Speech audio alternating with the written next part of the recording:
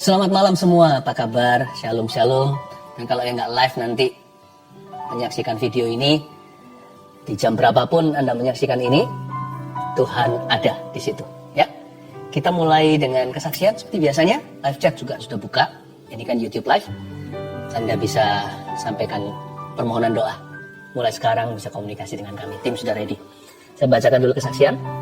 Ini dari kesaksian saat teduh yang lalu. Yang ini namanya Indah. Bulan Juli salah satu saat teduh, Pastor Philip bernubuat bulan Agustus adalah bulan titik balik. Akan ada deal-deal yang dari Tuhan. Akan ada jabat tangan sebagai tanda kesepakatan. Saat itu saya menerima dengan bingung. Bagaimana caranya ya Tuhan, dalam waktu dekat ada rumah kami yang bisa deal. Usaha suami saya di dunia properti pengembang. Dan saya adalah agen properti. Akhir Juli kira-kira tanggal 28. Ada deal harga dan kami diberi DP salah satu rumah kami. Dan tepat bulan Agustus tanggal 6, kami ada jabat tangan di notaris, transaksi jual beli, seperti yang dinubuatkan Pastor Philip. Kemudian Pastor Philip doa minta perpanjangan waktu sampai bulan September. Dan benar-benar luar biasa Tuhan itu. Di akhir September kami deal harga lagi, satu rumah yang lebih kecil. Dan tanggal 12 Oktober kemarin kami jabat tangan sekali lagi di notaris untuk pelunasan rumah. Padahal rumah ini sudah 3 tahun nggak bisa dijual. 3 tahun belum bisa terjual, tapi justru di saat pandemi malah bisa terjual dan cash lagi pembelinya. Dahsyat. Sungguh bersyukur buat apa yang Tuhan berikan kepada kami. Puji Tuhan.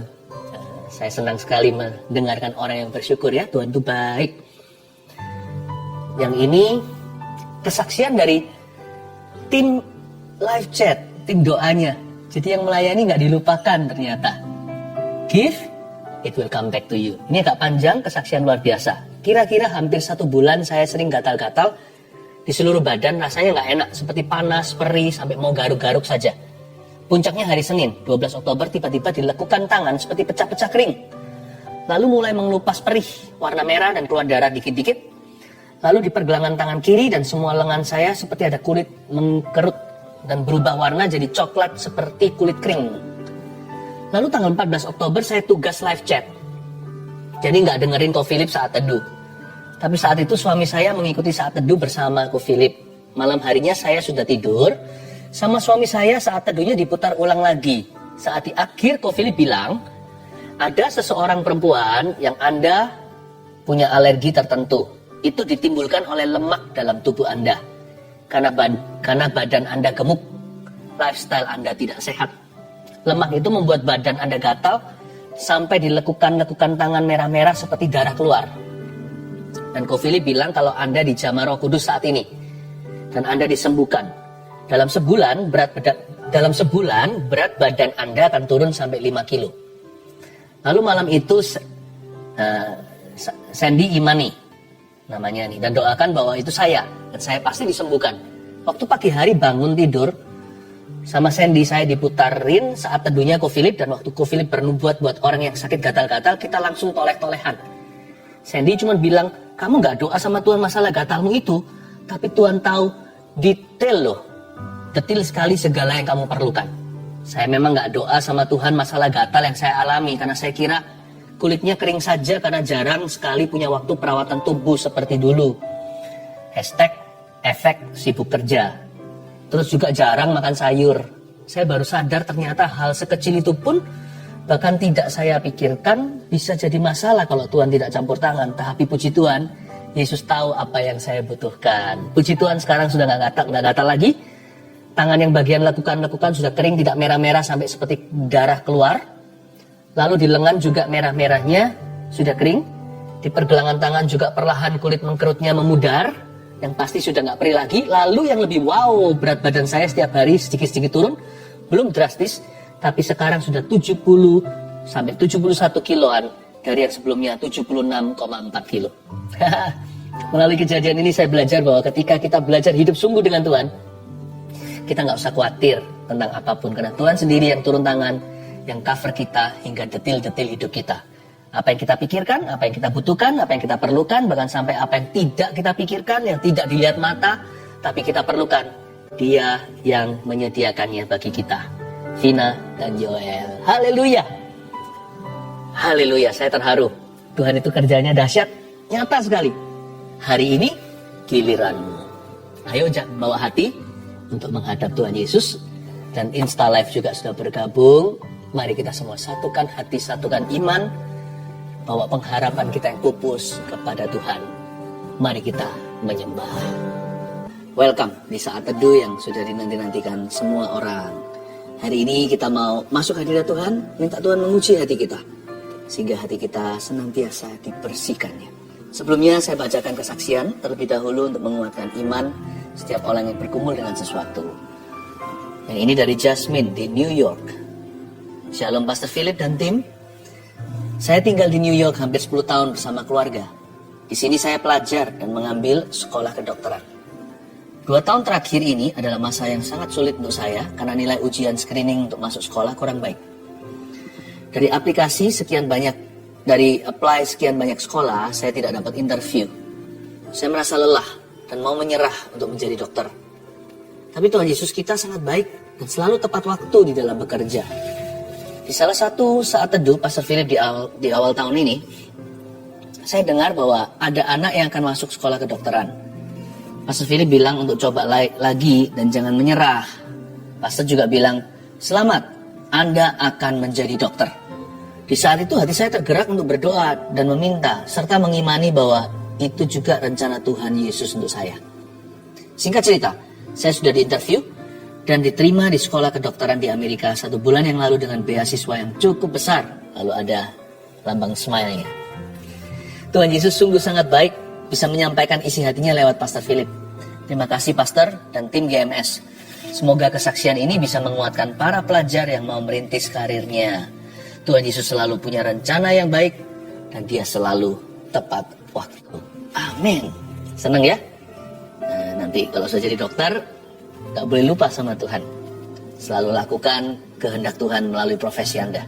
Elizabeth, bulan Desember saya mengaminkan apa yang saya dengar dari Pastor Philip tentang tiroid yang disembuhkan oleh Tuhan Yesus. Waktu itu hasil ekografi tiroid stadium 4. Karena banyak masalah, saya menunda cek ke dokter spesialis. Tapi saya percaya Tuhan sanggup sembuhkan. Tepatnya tanggal 29 Maret saya akhirnya ke dokter spesialis dan saya melakukan tes scintigraphy pada 6 April di rumah sakit.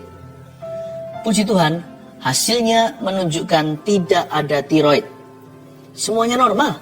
Sungguh tidak berkesudahan. Kasih setia Tuhan. Terima kasih Pastor Philip dan tim atas pelayanannya. Lisa Anggraini. Saya ingin bersaksi tentang kebaikan Tuhan sekitar awal Maret. Saya terserang vertigo yang sangat parah sehingga harus dilarikan ke rumah sakit untuk dirawat sementara. Setelah itu rasa pusing dan sakit di kepala tidak kunjung hilang selama 2 minggu. Saat mendengarkan saat teduh tanggal 13 Maret 2021, Pastor Philip mendoakan agar penyakit vertigo beserta semua gejalanya dipatahkan dan disembuhkan dalam nama Yesus. Saya imani itu untuk saya. Seketika itu juga rasa pusing dan tidak enak di kepala saya hilang seketika. Saya bersyukur tidak pernah kambuh lagi hingga hari ini. Tuhan itu baik. Terima kasih atas pelayanan pastor beserta seluruh tim. Puji Tuhan, banyak orang mengalami mujizat. Mari kita doakan hari ini giliran Anda yang menanti-nantikannya. Tapi sebelumnya, mari bawa hati kita, biar Tuhan selidiki, biar Tuhan murnikan, dan biar Tuhan menjamahnya. Haleluya. Apa yang paling nikmat saat kita bersaat teduh? Yaitu kalau kita berdoa dan membaca firman bersama-sama dengan keluarga. Saya berharap Anda satu keluarga juga sama-sama sudah siap menerima firman Tuhan hari ini. Saya bacakan dulu kesaksian untuk menguatkan Anda sekalian, sehingga berkat Tuhan akan mengalir dengan limpah, bahkan di dalam rumah tangga setiap keluarga saat teduh tercinta. Saya bacakan ya. Herlianti memberi kesaksian begini. Sejak saat saya mulai ikut saat teduh bersama, saya merasakan mujizat Tuhan. Ketika pastor doakan orang yang asma dan infeksi saluran kantung kemih, saya imani. Dan tanpa sadar saya sering kambuh infeksi saluran kantung kemih. Ternyata setelah didoakan pastor, tidak pernah kambuh lagi. Saya percaya Tuhan Yesus sudah sembuhkan saya. Anak saya dulu, kalau dia batuk dan tidak cepat diberi obat, biasanya bisa sampai sesak nafas. Dokter pernah bilang itu asma. Namun sekarang asma itu sudah tidak kambuh lagi. Walaupun anak saya kena batuk, puji Tuhan Yesus, Ia sudah sembuhkan kami. Terima kasih Tuhan. Terima kasih Pastor Philip. Tuhan Yesus memberkati pelayanannya. Haleluya. Asma, batuk, sakit apapun yang ringan maupun berat, dalam Kristus selalu ada harapan ya. Ibu Linda, saya didiagnosa positif COVID-19 di awal Juni 2021. Awalnya saya tidak merasa gejala apa-apa. Ketika saya konsultasi dengan dokter penyakit dalam, tidak ditemukan tanda-tanda penyakit COVID-19 itu. Dan saturasi saya pun baik-baik saja. Namun rasa takut dan sakit serupa mah itu selalu muncul saat subuh. Sakit sekali rasanya, sampai-sampai saya kesulitan untuk bernafas. Suami saya yang berbeda kepercayaan mulai mendoakan saya dan meminta saya mempercayai keyakinannya. Namun saya menolaknya dan tetap teguh percaya bahwa Tuhan Yesuslah satu-satunya juru selamat. Suatu hari ketika saya menyaksikan saat teduh bersama, Pastor Philip Mantova bernubuat tentang seorang ibu yang minum obat penenang dan obat mah, ibu itu akan sembuh total. Saya dikuatkan dan beriman bahwa hal itu adalah nubuatan untuk saya. Semenjak hari itu, rasa sakit dan kekhawatiran berlebihan itu perlahan-lahan hilang. Dan saya sudah jarang minum obat lagi. Jiwa saya makin dikuatkan, terutama melalui persekutuan dalam CG. CG di sini cell group ya. Banyak orang memiliki masalah jauh lebih pelik dari saya, tapi kami semua dapat tetap saling menguatkan. Saya percaya hanya Tuhanlah andalan saya. Haleluya. Bukan hanya disembuhkan, tapi juga memperoleh komunitas rohani yang saling menunjang. Puji Tuhan ya, saya berdoa juga keluarga Saat Teduh tidak ada satupun yang yatim piatu rohani. Semua akan menemukannya. Saya percaya Tuhan memberi kita rumah, bukan hanya di sorga, tapi juga di bumi ini. Yaitu saudara seiman yang peduli. Elita Siregar. Shalom, saya seorang ibu rumah tangga yang selama 10 tahun dipercayakan Tuhan merawat seorang anak cerebral palsy. Selama 10 tahun itu pula saya terus melanjutkan kuliah. Bukan untuk berkarier, melainkan untuk meneliti anak saya. Pada 7 Juli 2021, anak saya meninggal. Saya hampir depresi. Saya merasa semua yang saya lakukan dan harapkan sia-sia dan ingin mati menyusul anak saya. Dalam kedukaan yang dalam tanpa sengaja, tayangan ulang siaran Saat Teduh bersama tentang bebas dari depresi muncul di YouTube. Saya skip, tapi muncul lagi dan lagi. Tanpa minat saya klik dan menonton tayangan itu. Di luar dugaan, firman yang disampaikan saat itu mengubah sikap hati saya. Saya kembali bangkit karena Tuhan belum selesai dengan saya. Kemudian saya ikut ujian CPNS pada tanggal 25 Desember 2021 dan dinyatakan lulus sebagai dosen di salah satu universitas negeri di Depok, Jawa Barat. Saat ini saya yang dahulu hanya seorang ibu rumah tangga telah mulai mengajar di tempat yang baru dan hingga saat ini saya adalah jemaat Saat Teduh bersama Pastor Philip. Haleluya. Puji Tuhan ya, saya hatinya berbunga-bunga kalau mendengarkan kesaksian seperti ini. Ingin segera mencium kaki Yesus dan berkata terima kasih, semua adalah karena perbuatanmu. Kalau orang lain ditolong, keluarga kita juga. Mari kita masuk ke hadirat Allah. Come on guys, let's worship Jesus together. Terima kasih Tuhan, kau begitu baik Tuhan. Terima kasih Tuhan, begitu baik. Thank you Tuhan.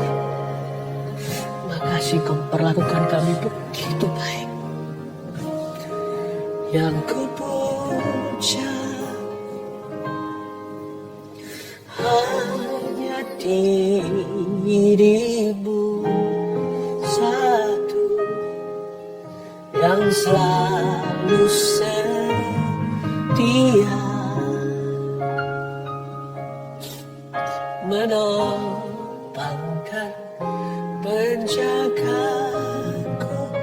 senantiasa. Biar hidupku membawa kemuliaan bagimu, karena dirimu dan kemurahanmu telah bertata di hatiku. Yang ku puja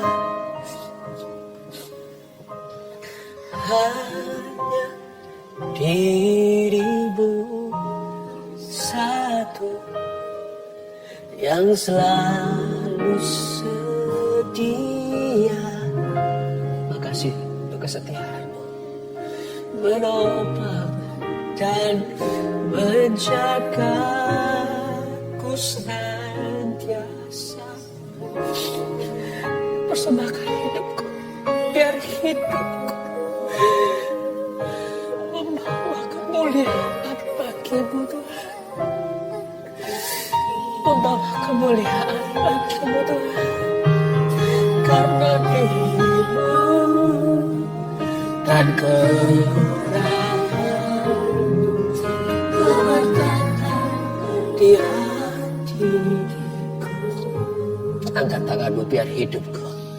Biar hidupku persembahkan hidupmu membawa kemuliaan bagimu. Karena dirimu dan kemurahan-Mu telah bertata di hati. Persembahkan hidup kita kepada-Mu. Biar hidupku membawa kemuliaan bagimu.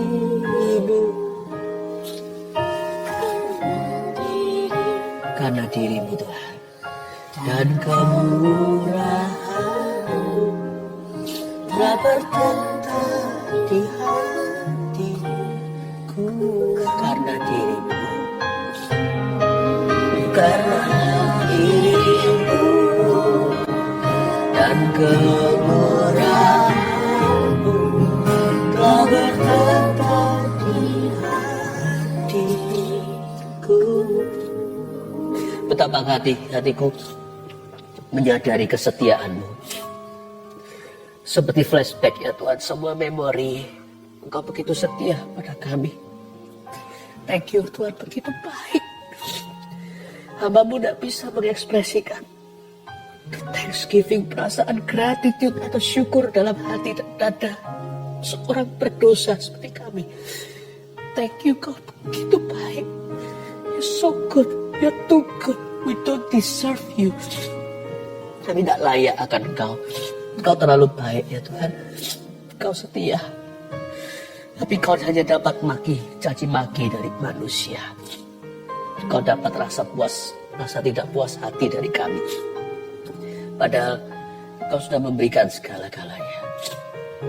Ampuni hati kami. Banyak hati kami yang salah di hadapan-Mu hari ini. Terima kasih Tuhan. Kau Allah yang setia. Ini doa kami. Biarkan hidup kami Kau pakai sebagai kemuliaan-Mu. Sudah terlalu sering hidup kami mempermalukan Tuhan. Menyandung nama-Mu. Biarkan hidup kami mulai hari ini. Ini satu asa, semangat, satu kerinduan. Membawa kemuliaan bagi-Mu. Dalam nama Yesus. Berikan hamba-Mu kemampuan bisa sharingkan firman dengan keadaan hatiku yang sedang lagi dijamah secara dalam oleh Tuhan. Biar hamba-Mu bisa menyampaikan firman-Mu yang bisa diterima diserap oleh akal budi setiap mendengarnya. Dalam nama Yesus Kristus. Oh, haleluya. Amin, amin. Oh, God. Haleluya. Let me tell you once again. Biar saya beritahu pada semua. Saat teduh seperti ini bukanlah sebuah pertunjukan. Bukan suatu performa. Tisunya mana? None of us, tak satu pun di antara kita di luar jangkauan jamahan Tuhan. Yang jauh menjadi dekat, yang di sini yang dekat juga merasakan hadirat Allah secara langsung. Saya tahu Tuhan sedang mengasihi setiap kita ya. Rasakan belayan tangannya. Hati saya mau terus memuji sebenarnya. Tapi firman tetap harus sampaikan demi akal budi manusia. Hari ini saya telah menyiapkan satu judul, jaga hati dengan ini. Please jangan lupa Saat ini live-nya hari Sabtu, besok ibadah online. Welcome home untuk bisa kami menggembalakan Anda lewat streaming kami di gms.church. Jangan lupa untuk tetap kebaktian, jangan membolos investasi ilahi yang luar biasa setiap minggunya. Yang belum subscribe juga silahkan ya subscribe supaya Anda terus bisa mengikuti bangunan rohani yang terjadi di gereja kami, di dalam pelayanan kami. Semua untuk kemuliaan Tuhan. Buka Amsal 4 ayat 23, jaga hati dengan ini. Haleluya.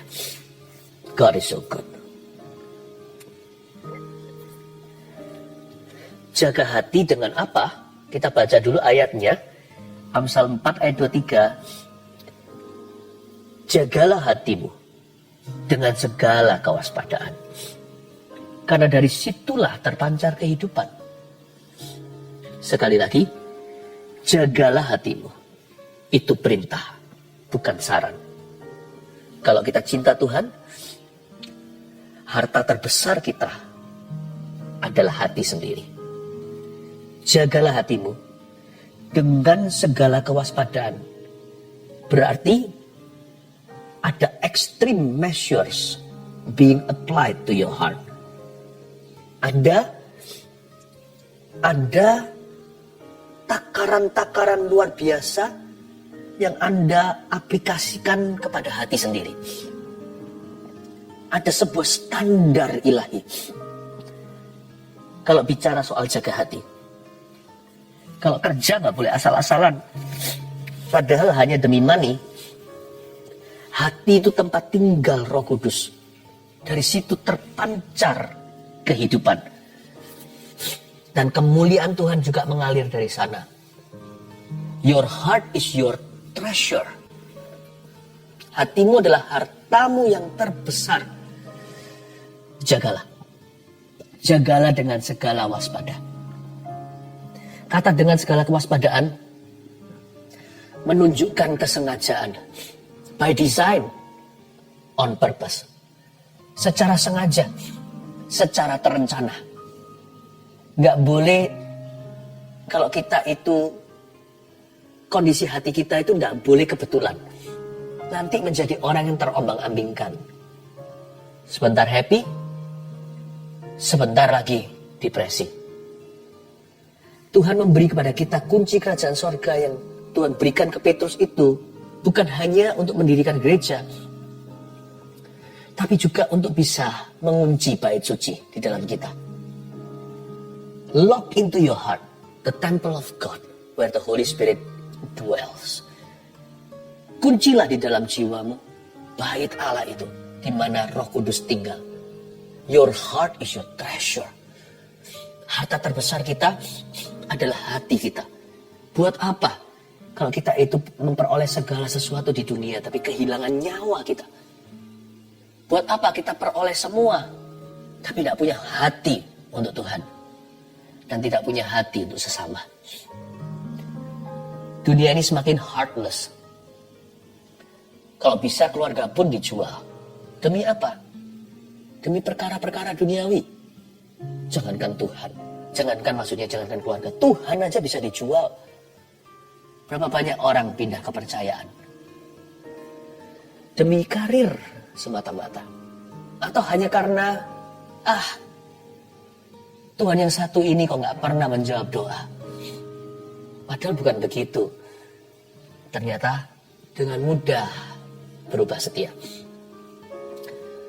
Hati kita itu kalau tidak terkunci untuk Tuhan akan segera dicuri oleh setan. Dan kalau kita hidup masih lanjut lagi hidup sampai tua, tapi sudah tidak punya hati untuk Kristus, buat apa? Jagalah hatimu dengan segala kewaspadaan. Karena dari situlah terpancar kehidupan. Setiap keputusan itu memang dirancang di otak. Tapi dorongannya itu dari hati. Otak ini bisa schemes a plan. Dia bisa merancangkan suatu siasat atau strategi. Tapi tergantung nafsu atau kasih. Orang bisa brilian, tapi kalau rohaninya tidak karuan, segala kepandaian yang akan dipakai untuk merusak dirinya termasuk orang lain juga. Banyak kriminal itu pintar-pintar orangnya. Dan juga kita bisa membuat suatu perencanaan yang mutakhir, yang wahid, untuk cari duit sebanyak-banyaknya, menipu kanan dan kiri, atau bahkan yang halal pun juga bisa. Tapi semua didorong dari nafsu hati untuk memperoleh lebih. Hidupnya nggak seimbang, tidak ada kehidupan, yang dimiliki hanya duit doang. Buat apa hidup kayak begitu? Dari situlah terpancar kehidupan. Kehidupan yang Tuhan janjikan itu kehidupan yang lengkap. Dimulai dari kehidupan rohani dulu. Kehidupan keluarga. Keluarga fondasi karir. Dan karir diberkati itu selalu ada tujuannya. Hidup kita itu lengkap, fully. Aku datang untuk memberimu hidup dan hidup dalam segala kelimpahan. Itu bukan kemakmuran. Tapi hidupmu itu penuh tujuan. Gak hanya berhasil di satu sisi, lalu gak keruan di sisi yang lainnya. Sebab keberhasilan Anda di satu bidang tidak bisa menebus kegagalan Anda di rumah contohnya. Buat apa jadi seorang yang kaya raya, berhasil segalanya, konglomerat bahkan, tapi jadi papa yang gagal. Suksesmu di karir tidak bisa menebus dosamu di dalam rumah. Tapi janji Tuhan adalah kalau Tuhan memberi kehidupan, Dia memberikan kehidupan itu selengkap-lengkapnya. Susah payah tidak menambahinya. Maksudnya tidak ada kutukan, tidak bocor dari pintu belakang. Dan itu semuanya terjamin jikalau hatimu melekat pada Kristus. Melekat pada Tuhan. Manusia yang tidak melekat sama Tuhan bisa berhasil, bisa. Tapi hanya berhasil satu sisi saja. Tetapi biasanya dia akan bolong besar di area berikutnya.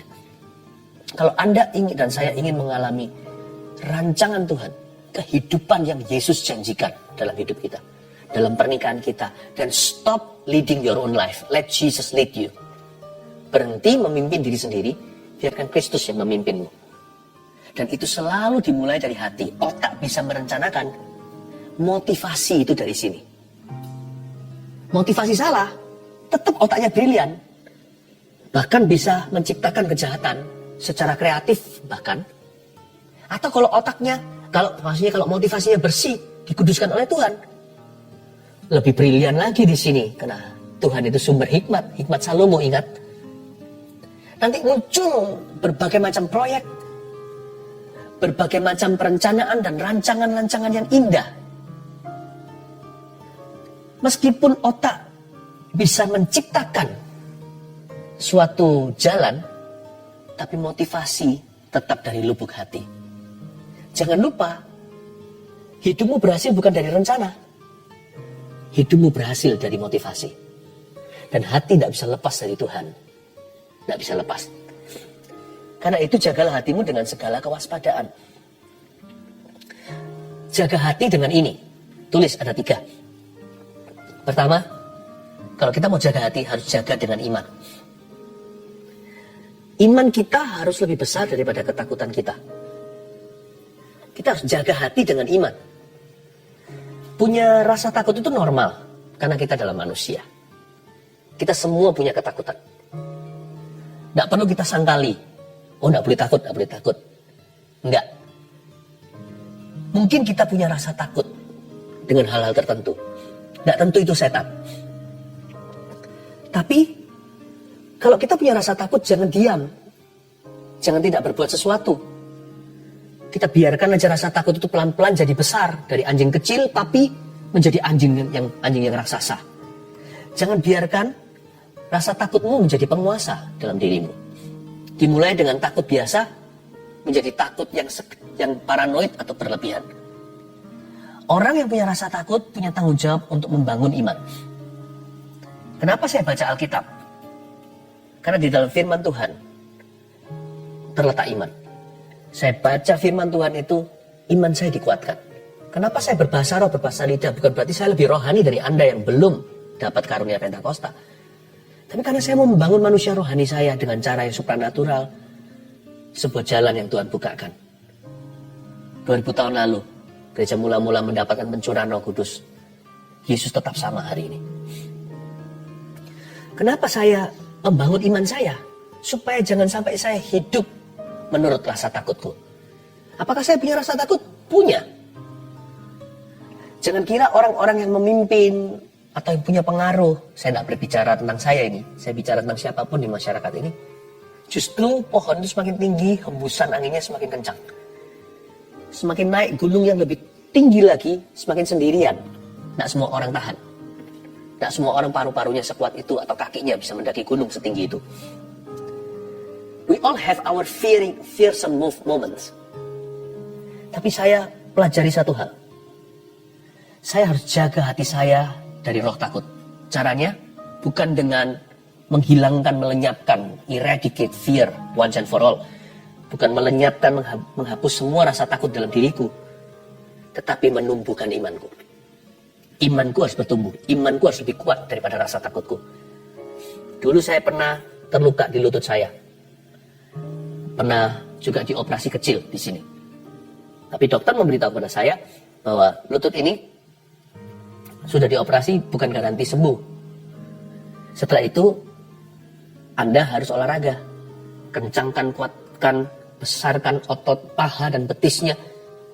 Supaya nanti lutut-lutut ini disanggah. Jadi, sama dengan Anda hari ini, iman Anda harus besar. Lebih besar daripada rasa takut Anda. Nggak perlu kita, kalau kita lihat satu orang selalu dirudung ketakutan, nggak harus kita tengking-tengking saja. Kecuali ada kasus-kasus khusus yang memang berlebihan. Tetapi sebenarnya, kalau iman orang itu bertumbuh, rasa takut itu pergi sendiri. Atau dengan kata lain tidak pergi pun terkontrol, terkendali. Saya merasa ada di antara Anda yang sudah masuk di dalam kategori paranoid di masa pandemi ini. Kita patut untuk menjaga diri, protokol kesehatan diterapkan. Bukan hanya menjaga diri, juga menghargai orang lain. Tapi ada di antara Anda, saya sekarang berkata secara profetik, sudah boleh keluar dari kamarnya, jangan di kamar berbulan-bulan. Ingat ya, takut kita itu kadang-kadang nggak rasional. Anda ingat yang namanya Goliat. Goliat itu dilengkapi segala sisi, depan, belakang, atas, bawah. Helmnya itu sudah round, bulat, itu penuh dengan baja. Badannya itu dengan besi semuanya. Bahkan tombaknya seperti tenung, seperti mesin jahit katanya. Berat sekali, pedangnya mungkin 1-2 orang normal nggak bisa angkat. Sampai kaki-kakinya semua dilindungi. Dia sudah istilahnya segala sisi diasuransi. Semua pintu ditutup, jendela pun ditutup rapat. Bukan hanya virus, maling pun. Jangankan maling maksudnya, nggak bisa masuk, virus pun nggak bisa masuk. Siapa tahu kematian merayap masuk ke dalam tubuhnya lewat satu lubang kecil di dahi. Justru di area yang dia tidak jaga, di situ kebobolan dia. Justru di daerah yang tidak, di wilayah yang tidak diasuransi sama dia, di situ dia kehilangan. Orang yang hidup dalam rasa takutnya, nanti ujungnya yang dia dengan ketakutan menjaga, itu nggak apa-apa. Dan yang dia anggap remeh, begini aja nggak mungkin. Kita jaga segala sisi, matinya hanya karena kejegal kursi. Jatuh ke tanah, sesuatu terjadi. Padahal semua sudah dijaga, semua ditutup rapat. Lakukan bagianmu. Kalau ketakutanmu itu segini, imanmu harus segitu. Kalau ketakutannya segitu, imannya segini. Boleh takut. Alkitab pun berkata, jika engkau marah jangan berbuat dosa. Jadi marah boleh nggak? Boleh, tapi jangan lampiaskan. Makanya ada buah roh yang ke-9 namanya pengendalian diri atau penguasaan. Silahkan kalau mau angry, tapi jangan mukul istri. Silahkan kalau marah, tapi jangan sampai keluar sumpah serapah. Silahkan sana takut, nggak apa-apa. Saya juga pernah takut. Tidak banyak sih, untungnya tidak banyak. Tapi saya ada malam-malam dalam hidup saya sepanjang saya ikut Kristus, di mana saya menghadap ke langit-langit, tertidur di ranjang saya. Saya berkata, Lord, I'm scared. Lord, I'm scared. Tapi biasanya pagi hari, tidak lebih daripada 2 hari, I get over it. Saya sudah bisa melalui. Bukan karena fear itu pergi, tapi karena iman saya tumbuh dalam 2 hari itu dengan pesatnya. Karena saya melekatkan diri, merapatkan barisan dengan Tuhan saya dan firman-Nya. Jadi akhirnya yang saya rasakan bukan fear lagi, tapi faith, tapi iman. Masa pernah Pastor Philip gitu? Pernah. Semua orang pasti ada waktu-waktu demikian. Gak banyak sih kalau setiap hari, nah itu sesuatu yang gak normal. Tapi I remember, saya bisa recall, saya bisa ingat. Ada momen-momen di mana saya berkata kepada Tuhan, merinding dan berseru begini, Lord, I'm afraid. Kadang-kadang bisa tahu saya takut apa. Kadang-kadang saya nggak tahu. What am I afraid of? Pokoknya I'm scared. Ada waktu-waktu seperti itu. Paulus pun pernah kan? Makanya Tuhan memberi dia penglihatan. Di mana Tuhan berdiri di sampingnya dan berkata, aku punya banyak pengikut di kota ini. Jangan takut, terus beritakan Injil. I am with you. Do not fear. Jangan takut. Yesus, Tuhan Yesus di Getsemani didatangi malaikat untuk menguatkan. Sebelumnya Musa dan Elia di gunung transfigurasi berubah-ubah. Tuhan Yesus bawa murid-muridnya, Petrus, Yohanes dan Yakobus. Kenapa tidak sanggupkah kamu berjaga bersama dengan aku? I need you. Anak Allah loh. Tapi Yesus berdoa, bukan seperti kita membiarkan rasa takut merasuk kita. Yesus berdoa lawan arus hingga meneteslah peluh darah. Saya kalau begitu, saya nggak lama setelah itu, saya ambil Alkitab saya, berbahasa roh, berbahasa lidah, nangis, nyanyi. Kalau perlu saya tersungkur di depan Kristus. Saya tidak lawan itu takut, tapi saya tumbuhkan iman, dan iman itu lebih besar dari rasa takut. Itulah kemenangan. Tangkap ini, jaga hati itu bukan berarti hatinya kayak malaikat. Jaga hati itu berarti pilih apa yang Anda tumbuhkan. Jaga dengan iman. Sebab iman kita harus lebih besar dari rasa takut kita. 2. Jaga hati dengan apa? Dengan pengharapan. Pengharapan kita harus lebih besar daripada penyesalan kita. Jaga hati itu dengan pengharapan. Saya suka baca Alkitab. Setiap kali saya buka Alkitab, saya dapat pengharapan yang baru. Jarang buka, jarang ada pengharapan. Sering buka, sering ada pengharapan. Tidak buka, tidak ada pengharapan. Karena manusia selalu merekam hal-hal yang buruk, apalagi dari masa lalu. Kalau kita menyesal sesuatu, kita pernah berbuat salah, atau mungkin hidup kita mengalami kecolongan sesuatu apa, ya udahlah. Apa yang sudah terjadi di belakang kita itu sebagai lesson, sebagai kuliah, biaya mata kuliah. Tapi kalau tidak diimbangi dengan sebuah pengharapan atau janji baru yang kita terima, atau janji lama yang diperbarui dalam hati, lama-lama kita ini bisa hilang visi. Karena itu saya suka sekali ketika saya berbahasa roh, hati saya itu melompat-lompat, tapi saya belum dapat substansinya, belum dapat esensinya. Ketika saya berbahasa lidah, roh saya itu jadi peka untuk terima pengharapan dari Allah. Ketika saya buka Alkitab, pengharapan itu menjadi jelas dalam kata-kata yang saya dapat pahami. Waktu saya berbahasa roh saya dipersiapkan. Ketika saya buka Alkitab, akal budi saya menangkap janji-janji Tuhan. Indah. Saya sering mencatat, saya tulis Tuhan berjanji gini, ayatnya di sini. Tuhan berjanji begitu, ayatnya di situ. Bahkan di agenda pribadi saya juga, yang harian, yang bulanan, yang sepanjang tahun. Saya punya itu semuanya. Saya tulis janji Tuhan tahun ini buat saya. Sehingga tahun ini saya selalu berjalan ke depan. Setiap bulan berlalu, mataku tertuju ke ujungnya. Tuhan janji itu pasti akan terjadi. Beritahu aku peranku apa. Itu saja. Hati yang penuh dengan pengharapan. Memandang ke atas. Memandang ke depan. Dan pasti kuat berjuang. Karena bensinnya adalah pengharapan, bukan penyesalan. Penyesalan itu boleh. Tapi menjadi pelajaran buat kita. Mata kuliah tadi yang saya sebutkan. Tapi tidak bisa menjadi gambar depan. Tampak depan kita itu harus janji. Jaga hati itu dengan pengharapan. Waktu hati kita itu view-nya, lihat kalau ke hotel ya, view-nya gunung, laut itu yang mahal. Yang view-nya itu parkiran, itu yang dijual murah. Jangan view-nya hidupmu, hatimu itu parkiran. View-nya itu harus ke depan. Pemandanganmu harus pengharapan. Hati yang dijaga gini, gak gampang jatuh dalam dosa. I guarantee. Karena mau dosa dia mikir, sayang ngapain dibuang di sini. Ngapain aku dihentikan, ngapain aku sia-sia hari ini. Buat apa semua yang kuperjuangkan, pupus. Hanya begini. Kalau orang punya pengharapan, biasanya pikirannya panjang, matanya nggak gelap, nggak buta hati, digoda langsung jatuh. Makanya itu, kita nggak hanya berkanjang pada jangan-jangan. Perintah jangan itu penting supaya kita tahu boundary atau batasan. Tetapi kekuatan iman kita terletak pada pengharapan. Kita diselamatkan oleh pengharapan, kata Roma 5. Kalau orang itu punya hope, biasanya hidupnya punya kekuatan. Kalau orang itu hopeless, itu bahaya sekali. Bunuh diri pun jadi. Matanya gelap, dia nggak bisa lihat hari esok. Jaga hati dengan segala waspada.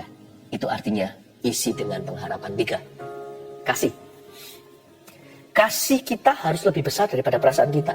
Jaga hati itu harus dengan kasih. Segala waspada itu maksudnya dijaga dengan kasih. Hati itu harus terus diisi sama kasih. Hati itu harus harus tender. Harus empuk. Dibacem terus. Direndam di dalam kasih. Dibaptis hanya sekali. Badan kita masuk ke dalam water, ke dalam air. Hati kita tidak boleh keluar dari air. Hati kita harus direndam 24 jam sehari, 7 hari seminggu, 365 hari setahun di dalam baptisan Roh Kudus. Terus direndam dalam kasih. Sebab Allah mencurahkan kasih pada kita lewat Roh Kudus dalam hati kita. Hati kita itu harus penuhi dengan kasih. Tunggu dulu. Kasih itu apa ya Pastor Philip? Kasih itu apakah perasaan love seperti yang dinyanyikan oleh lagu-lagu cinta di dunia love songs itu? Bukan. Kasih itu ternyata bukan sekedar perasaan. Kasih itu kualitas hati. Bukan sekedar feeling. Buktinya kasih itu setia, kasih lemah lembut, kasih murah hati, kasih itu panjang sabar, kasih tidak sombong, kasih tidak merujuk pada perasaan. Kasih menunjuk kepada karakter. Kasih itu setia. Kasih lemah lembut. Kasih murah hati. Kasih tidaklah sombong. Kasih tidak cemburu. Kasih itu panjang sabar. Kasih itu setia. Kasih lemah lembut. Kasih murah hati. Kasih tidaklah sombong. Kasih tidak cemburu. Kasih itu panjang sabar. Oh, I see. Love is not a feeling. Love is quality. Hati kita harus diisi dengan kasih. Maksudnya begini. Kalau kita melekat sama kasih Yesus, saya nggak suka sama orang ini. Nggak suka bukan berarti saya nggak bisa baik hati. Karena kasih itu kebaikan. Kasih itu baik hati. Kasih itu murah hati. Musuhku datang minta minum. Meskipun dia merugikan saya kasih dia minum. Memberi bara api di kepalanya. Saya tidak mau membalas kejahatan dengan kejahatan. Karena kasih bukan perasaan. Kalau mau tanya perasaan manusia, pengennya balas. Tapi kalau hati kita dibacem, direndam di dalam kasih Yesus, kualitas-kualitas yang disebut tadi, kasih itu setia, kasih lemah lembut, kasih murah hati. Kalau Anda menjaga itu, langkah kakimu pun akan dijaga daripada langkah-langkah berdosa. Anda pun tidak akan melakukan seenaknya semau gua. Kalau orang itu hidup dalam kasih, jalan hidupnya dituntun oleh Tuhan. Setiap keputusan akan melibatkan Tuhan Yesus di dalamnya. Karena dia tidak membiarkan perasaan mendikte dia. Tapi yang menuntun hidupnya adalah firman. Kasih itu setia, kasih lemah lembut, kasih murah hati, kasih tidak sombong, tidak cemburu, kasih itu panjang sabar. Jaga hatinya dengan kasih. Dan kalau Anda sudah mulai merasa kering, atau mulai hambar kasihnya, masuklah ke hadirat Allah. Gak apa-apa seperti anak kecil di jamaah Tuhan. Saya ini orang yang tidak cengeng. Gak gampang membuat saya nangis. Tapi entah kenapa kalau saya dalam hadirat Tuhan, sekali disentil sama Roh Kudus di jamaah aja, saya sudah seperti anak kecil. Seperti anak kecil yang terharu di hadapan Tuhannya. Kalau hati kita mulai hambar, masuklah hadirat Tuhan. Kalau sudah dingin kasih, masuklah hadirat Tuhan. Tuhan akan mengisi dan menjaga hati kita supaya jangan sampai kita jadi orang yang kejam, jadi orang yang dingin, jadi orang yang tidak berperasaan. Jaga hatimu dengan segala kewaspadaan, dengan iman, pengharapan dan kasih. Dan yang terbesar adalah kasih. Mari kita menghampiri tata Tuhan sekali lagi. Terima kasih Tuhan Yesus. Saya tergerak sekali untuk mendorong Anda yang merasa sudah hambar kasihnya pada Tuhan. Dan tentunya of course akan hambar kasih terhadap sesama sebagai alhasilnya. Kalau Anda begitu, saya tergerak sekali. Roh Kudus mau menjamah Anda. Biasanya kalau hostnya kami ini yang terjamah dulu, itu bukan untuk kami. Pasti karena nanti akan ada jamahan seperti itu. Saya tadi itu rasa seperti hati saya itu sedang nonton TV. Seperti memori kesetiaan Tuhan itu di depan saya flashback. Saya rasa terharu, Tuhan itu baik sekali. Gak bisa dijelaskan sekalipun iman kita tidak bergantung perasaan. Perasaan itu ada. I felt Jesus was so good. You should feel that too. Anda patut merasakan itu. Tapi cukup ngaku ya, ngomong apa adanya. Saya sih gak kering rohani. Tadi masuk sini gak kering rohani. I'm as vibrant as I could be. Sangat berapi-api seperti biasanya. Tapi saya merasa ada di antara Anda yang sudah kering rohani. Kalau Anda itu, ya letakkan tangan di dada seperti ini. Saya akan nyanyikan ini lagi dan minister to you ya. Saya tahan untuk doakan tablet ini. Saya merasa tergerak untuk melakukan sesuatu yang beda dulu. Ya letakkan tangan di situ. Saya pinjam tanganmu. Saya nggak bisa tumbang tangan. Anggaplah saya tumbang tangan lewat tangan Anda. Taruh di dada, di hati Anda. Sebelah sini. Yang berat itu. Yang kering itu. Yang hambar itu. Tuhan itu yang ku tahu. Kau mengenal hatinya. Hati orang itu Tuhan. Jauh melebihi semua yang terdekat sekalipun. Tuhan inilah yang ku mau. Kau menjaga hati orang itu supaya kehidupan memancar senantiasa. Saya rasakan seperti ada hati yang pecah. Saya barusan melihat seperti air terjun. Simbolis sekali. Saya yakin itu ada artinya. Beberapa orang meneteskan air matanya. It's really okay. Jangan malu kalau Anda seorang laki-laki. Peduli amat orang mikir apa. Tak ada hubungannya dengan gender kita. Kalau Tuhan sedang menjamah. Tuhan sedang menjamah seseorang di sini. Tuhan menjamah banyak orang. Jangan dilepas tangan itu. Biar Roh Kudus melayanimu saat ini. Sekalipun Tuhan inilah yang ku mau. Kau menjaga hatiku supaya kehidupan memancar senantiasa. Bilang begini sama Tuhan Yesus, Tuhan hatiku kering. Aku tidak bisa merasakan hadirat-Mu. Bilang begitu, kalau memang itu kondisi. Katakan Tuhan, jamah aku. Hancurkan hatiku berkeping-keping untuk aku bisa merasakan-Mu lagi. Bilang demikian. Tuhan, aku telah hambar. Aku telah jauh dari Engkau. Aku telah kehilangan kasih mula-mula. Bawa aku kembali ya Tuhan. Jangan dilepas tangan itu, tetap di dadanya. Tetap di hatinya, katakan jamah aku. Lain, sekali lagi. Jamahlah saya. Jamah aku sekarang Roh Kudus. Bilang demikian. Jamah aku Tuhan. Tuhan tunjukkan barusan saya lihat seperti sumur. Seperti ada sumur. Air itu memancar sampai kehidupan yang kekal. Dari dalam dirimu, Roh Kudus akan mengalir itu. Biar Tuhan menjamah setiap orang. Saya tuntun ya. Saya tuntun Anda dalam terapi ilahi. Tuhan terima kasih. Tablet ini tumbang tangan, tapi sebelumnya saya beritahu apa yang saya rasakan. Saya rasakan ada di antara Anda, tidak sedikit sebenarnya, yang bergumul dengan penolakan manusia. Sebagian disakiti teman, pacarnya, atau ex-nya, bahkan suami atau istrinya. Dan tidak sedikit juga yang berurusan batinnya dengan orang tuanya. Selama ini Anda hanya merasakan kesepian. Yang Anda rasakan ya lumrah sebagai manusia sebelum dengar firman seperti ini. Yang Anda terus rasakan adalah penolakan mereka. Hari ini bertobatlah. Hari ini bertobatlah. Bilang sama Tuhan Yesus, ampuni aku, selama ini aku lihat lubang donatnya. Sementara selama ini kau selalu menungguku, menyambutku, kau membelai aku.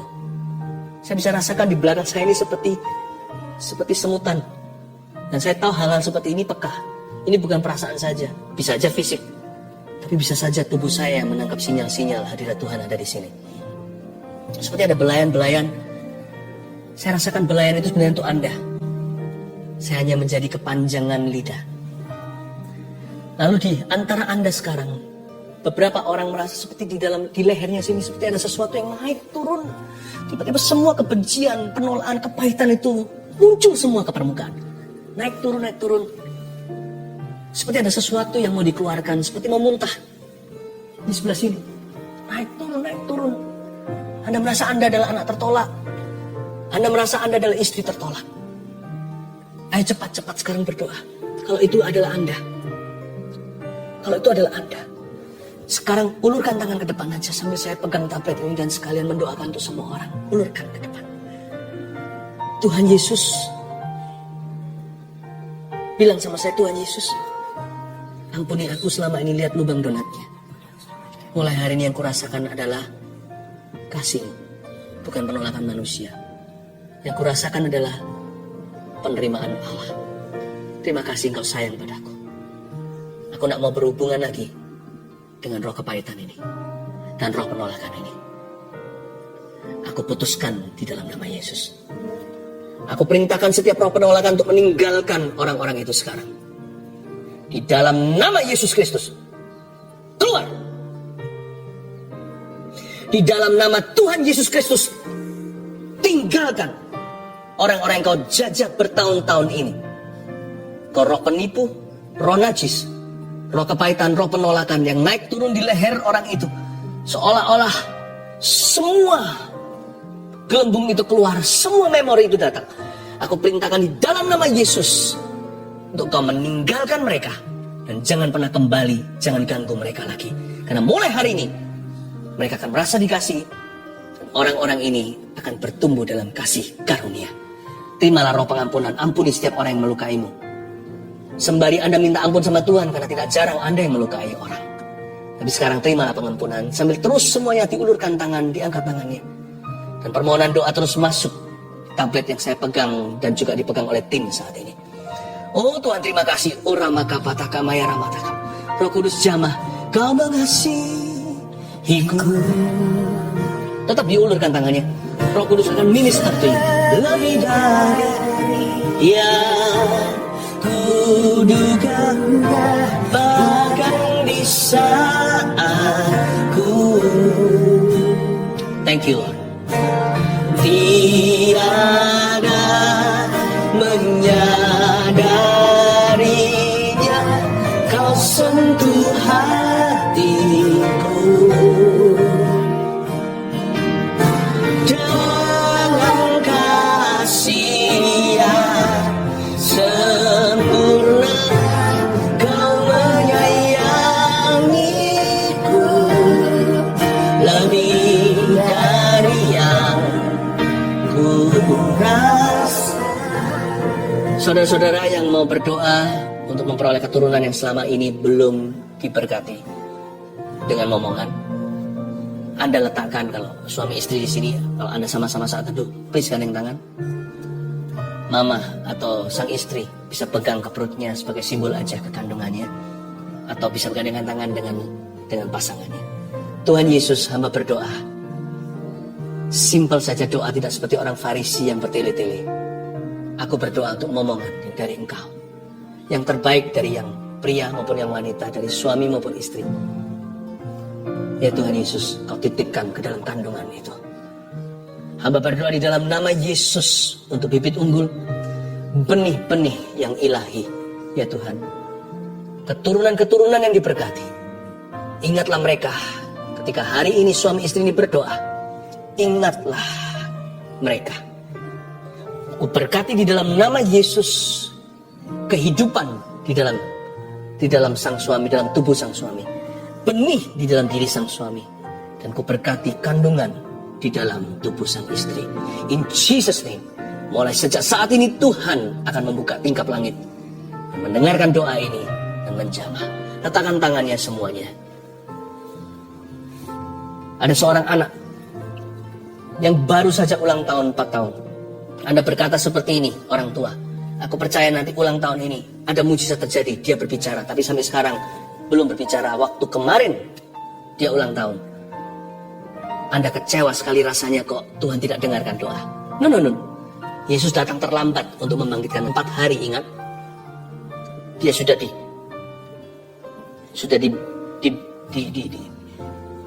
pakai kain kafan, tetapi Tuhan Yesus tidak pernah terlambat.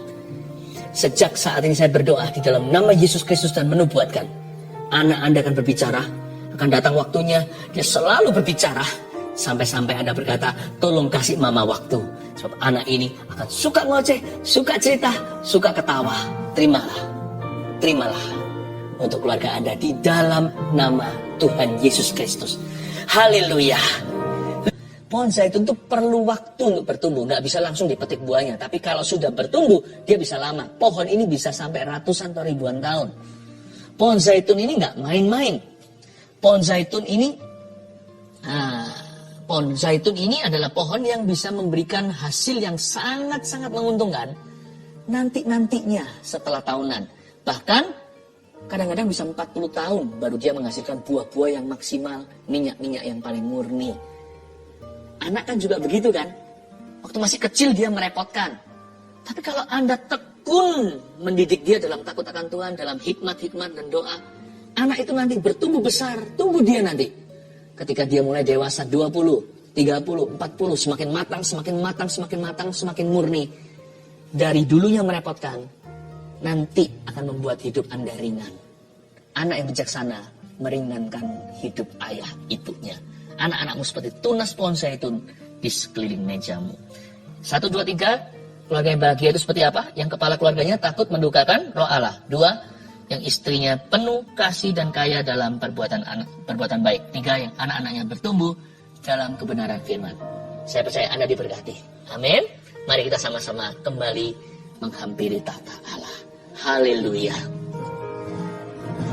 Saya merasakan dalam roh saya ada sebuah seruan. Saya tahu itu bukan Roh Kudus tapi roh saya. Tapi kalau saya dekat sama Tuhan, saya percaya apa yang diutarakan oleh roh saya pun Tuhan akan dengarkan. Ada kata-kata menjerit begini.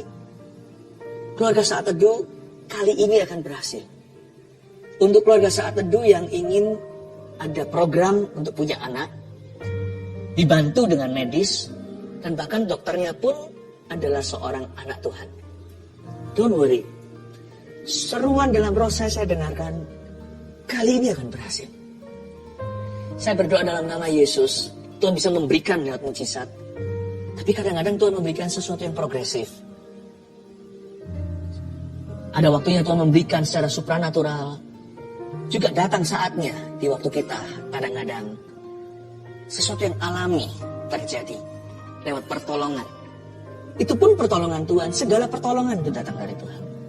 Keluarga Saat Teduh yang sedang memprogramkan untuk bayi, kali ini kau akan berhasil. Dalam nama Yesus. Terima kasih Tuhan. Semua orang yang mengharapkan anak juga, yang meminta mujizat.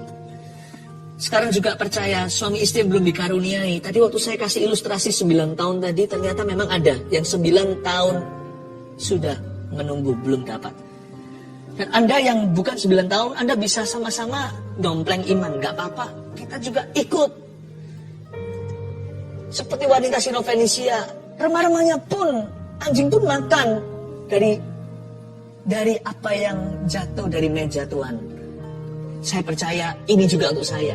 Siapapun yang berdoa hari ini untuk keturunan yang belum mendapatkannya sekian lama, mari kita berdoa dalam nama Yesus. Bapak, aku imani suara bayi di rumahnya pasangan ini. Dalam nama Yesus berikan Tuhan tunas-tunas pohon zaitun di sekeliling meja mereka. Mulai hari ini jangan kasih satu saja, beri lebih Bapa. Dalam nama Yesus Kristus. Bahkan akan ada yang mengandung twins, padahal tidak ada sama sekali sejarah anak kembar dalam keluarganya. In Jesus name, dalam nama Yesus. Terima kasih Tuhan. Kami mengucap syukur kepadamu semua yang memasukkan permohonan-permohonan doa lewat live chat dan komentar di kolom komen. Saya berdoa semuanya untuk mengulurkan tangan, ya, kita sama-sama mengulurkan tangan. Dengan demikian kita seperti bergandeng tangan. Bapa, aku tumpang tangan dalam nama Yesus. Hamba minta ya Tuhan, mujizat yang dinanti-nantikan untuk mereka. Hari inilah hari yang dijadikan Tuhan. Mari kita bersuka cita di dalamnya Tuhan. Bapa yang baik, aku percaya keluarga Saat Teduh masing-masing memperoleh satu rahmat dari Engkau. Hari ini ketika kami Saat Teduh bersama, kasih satu rahmat, kasih satu berkat dalam nama Yesus. Haleluya, haleluya, amin.